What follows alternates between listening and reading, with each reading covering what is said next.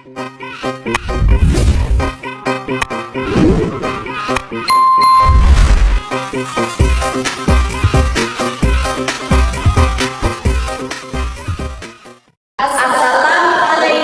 warahmatullahi wabarakatuh.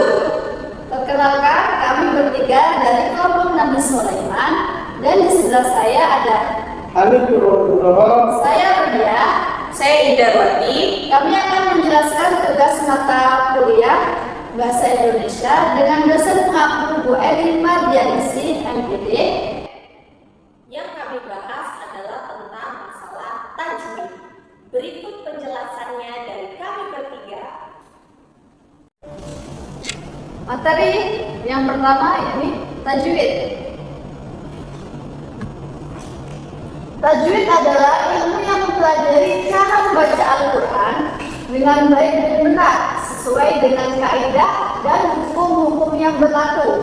Kata tajwid berasal dari bahasa Arab yaitu jawada jawidu tajwid yang berarti memperbaiki atau tahsin. Tajwid dibahas berbagai hal sebagai berikut. Yang pertama, makhorijul huruf, yaitu tempat keluarnya huruf hijaiyah. Yang kedua, sifatul huruf, yaitu cara mengucapkan huruf hijaiyah. Yang ketiga, ada ahkamul huruf, yaitu hukum bacaan antara huruf satu dengan huruf yang lainnya. Yang keempat, ada ahkamul madhi wal qasr, yaitu panjang atau pendeknya huruf hijaiyah.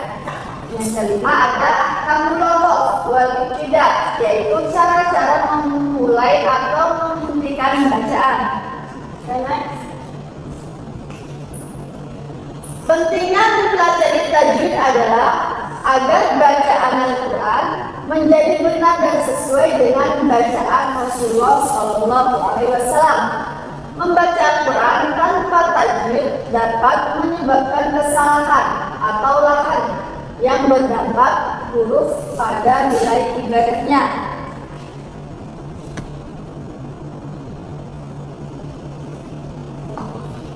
Hukum mempelajari tajwid adalah fardu kifayah, yaitu wajib dikuasai sekelompok masyarakat agar ilmunya lestari. Sedangkan membaca Al-Quran sesuai ketentuan ilmu tajwid hukumnya fardu ain, yaitu kewajiban bagi setiap orang yang membaca Al-Quran. Hukum nun sukun dan tanwin. Yang pertama ada idhar. Idhar secara bahasa adalah buku bimbingan tahsin tilawah Al-Quran, yaitu memperjelas atau menerangkan. Menurut istilah ilmu tajwid, idhar adalah melafalkan nun sukun atau tanwin yang bertemu huruf idhar dengan jelas tanpa berdengung. Kedua ada idgham biguna. Idgham biguna artinya membunyikan nun mati atau tanwin dengan memasukkannya pada huruf setelahnya dan dibaca dengan berdengung. Syarat dalam hukum bacaan idgham biguna adalah saat nun mati atau tanwin bertemu dengan salah satu huruf idgham biguna dalam dua kata yang terpisah. Namun jika hal ini terjadi dalam satu kata, hukum bacaan menjadi berbeda, yaitu idhar wajib atau jelas. Jumlah huruf idgham biguna ada 4 huruf. Huruf yang dimaksud adalah sebagai berikut. Ada mim sukun, ya sukun, nun sukun, dan wawu. Terus idgham bila guna. Idgham bila guna yaitu suatu hukum tajwid yang terjadi ketika ada nun sukun atau juga tanwin yang ketemu dengan huruf hijaiyah lam atau huruf hijaiyah ro dan dibaca dengan tidak menggunakan suara berdengung. Bila maknanya adalah dengan tidak atau tanpa guna, maknanya adalah berdengung. Sementara itu, idgham maknanya adalah meleburkan atau menggabungkan satu huruf hijaiyah ke dalam huruf hijaiyah sesudahnya, atau bisa dikatakan dengan istilah ditasjidkan. Oke.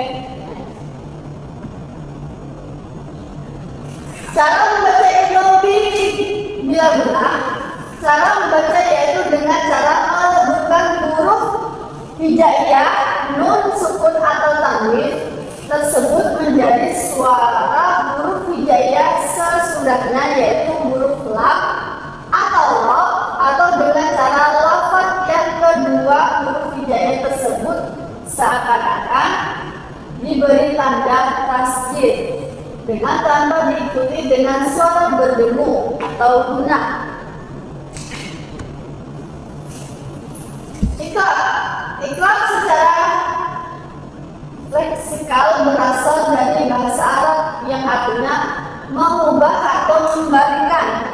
Sementara itu, secara istilah, iqlab adalah salah satu hukum tajwid yang pelajarannya adalah dengan menukar bunyi huruf nun sukun dan tanwin menjadi bunyi huruf mim mati, disertai dengan dengung dan disamarkan.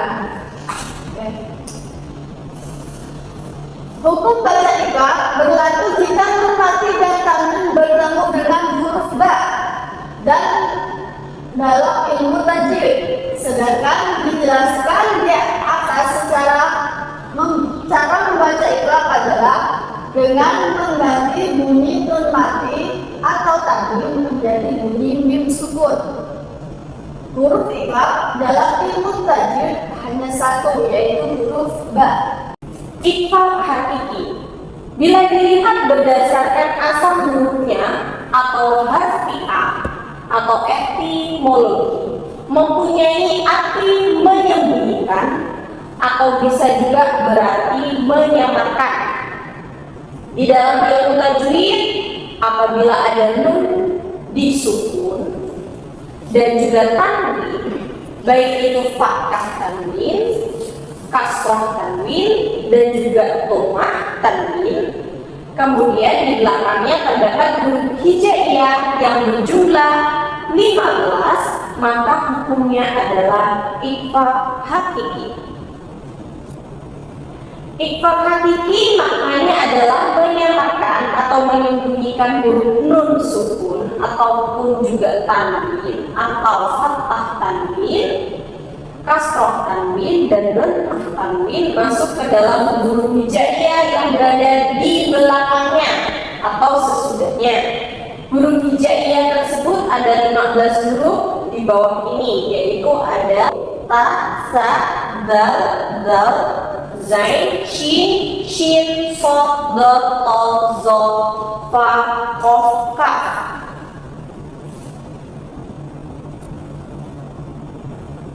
Hukum mim sukun atau ikhfa syafawi.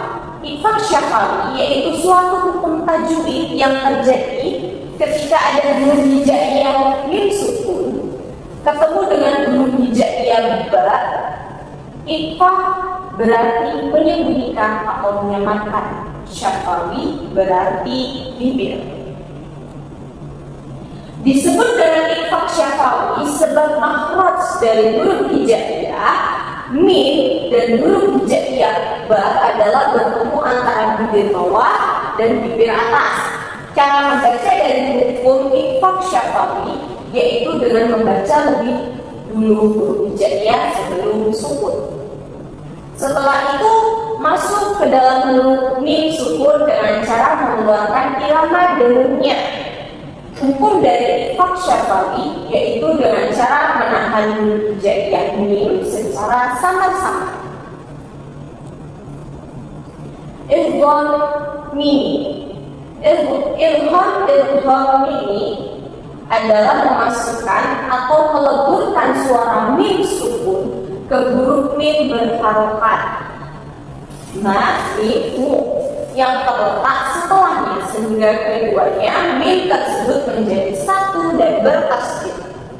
Cara membaca idgham ini adalah dengan meleburkan bunyi pertama dan kedua serta suara harus mendengung dan ditahan selama 3 pekan. Biasanya bacaan idgham ini di dalam Al-Quran sudah ditandai dengan tanda tasdid. Idhar syafawi adalah ketika mim sukun bertemu semua huruf hijaiyah kecuali mim dan ba. Cara membaca bacaan idhar syafawi adalah dengan mengeluarkan mim mati dengan jelas di bibir serta mulut tertutup. Huruf-huruf yang termasuk dalam huruf idhar syafawi adalah alif, alif, ba, ta, sa, jim, ha, wa, dal, za, ra, zai, sin, shin, sad, do, ta, za, ain, ghain, fa, qaf, kaf, lam, mim, nun, waw, dan ya. Hukum mim tasdid dan nun tasdid. Huruf komariah. Huruf komariah adalah huruf bulan, adalah huruf yang dibaca jelas namun tetap mempertegaskan pembacaannya pada huruf lam. Contohnya pada kata lam komariah berikut ini. Harus dan tetap dibaca al-komariah dengan menegaskan pembaca pada huruf lam. Jumlah huruf komariah adalah sebanyak 14 huruf hijaiyah dan syaratnya ini alif, ba, ghain, ha, jim, kaf, wa, kha, fa, ain, qaf, ya, mim, ha. Huruf samsiah atau huruf matahari adalah huruf yang menghilangkan pembacaan dari huruf lam.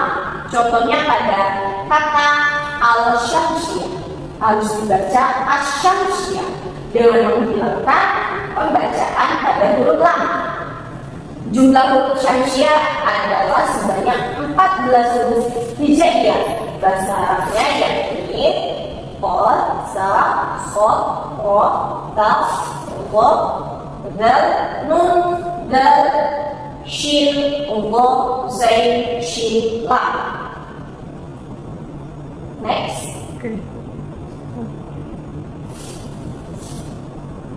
Next.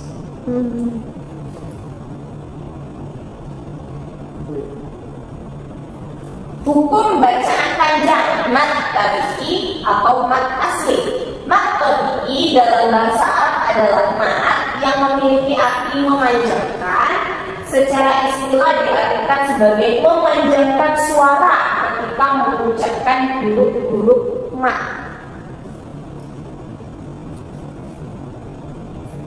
Adapun cara baca mat tabi'i harus mengikuti ketentuan yang sama dengan hukum bacaan mat secara umum yang ada.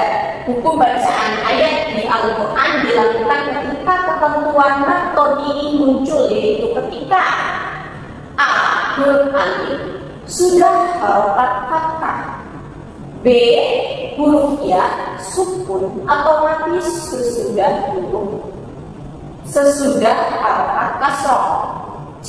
huruf wawu sukun sesudah harokat dhamma.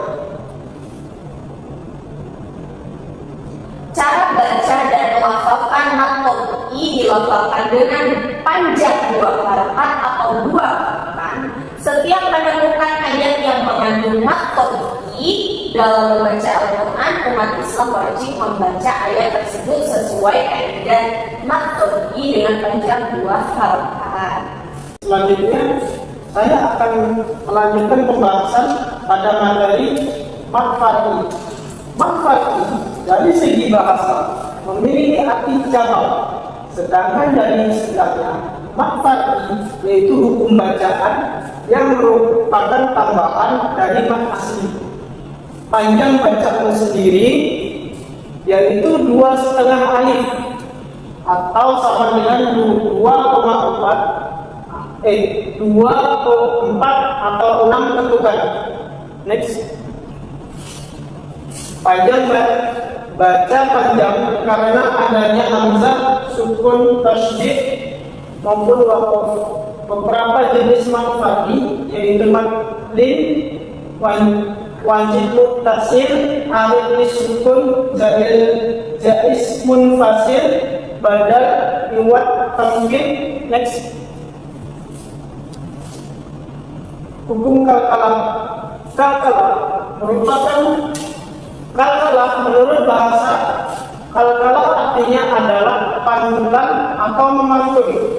Sedangkan menurut istilah pengertian kalkalah artinya adalah gelombang atau pantulan suara dengan tiba-tiba sehingga suaranya terdengar seperti terbalik atau terdengar memantul. Next. Huruf-huruf kalkalah ada 5, yaitu qaf, ta, ta, ba, jim, dal. Huruf-huruf hijaiyah tersebut disusun dalam kalimat fathul halim. Next. Macam-macam bacaan atau pembagian hukum bacaan kalkalah ada 2 jenis, yaitu 1. Kalkalah surah, yang kedua kalkalah surah. Next. Kalkalah surah adalah apabila ada salah satu huruf kalkalah itu berharakat sukun asli atau mati dan bukan karena waktu. Maka cara membaca kalkalah surah adalah harus menurunkan dan dibunyikan dengan kembali atau dipantulkan dengan kecil. Next. Sedangkan kalkalah surah adalah apabila ada salah satu huruf kalkalah berharakat sukun atau mati karena waqaf atau berhenti, maka cara membaca kalkalah surah adalah harus lebih besar dengan berkumandang dan lebih jelas serta dibaca sukun atau mati. Next. Hukum waqaf dan tidak. Waqaf dalam membaca Al-Quran adalah berhenti sesaat untuk menarik nafas atau berhenti karena melewati suatu tanda baca yang mengharuskan berhenti dengan niat melanjutkan bacaan. Adapun tidak berarti memulai kembali bacaan setelah waqaf. Next. Kesimpulan. Ilmu tasbih adalah yang mempelajari cara membaca Al-Quran dengan benar dan sesuai dengan kaidah-kaidah yang telah ditetapkan. Ilmu tasbih membahas beberapa hal seperti hukum nun, sukun dan tanwin, hukum mim sukun, hukum mim tasydid dan nun tasydid, hukum bacaan panjang, hukum kalkalah dan hukum waqaf dan tidak. Jadi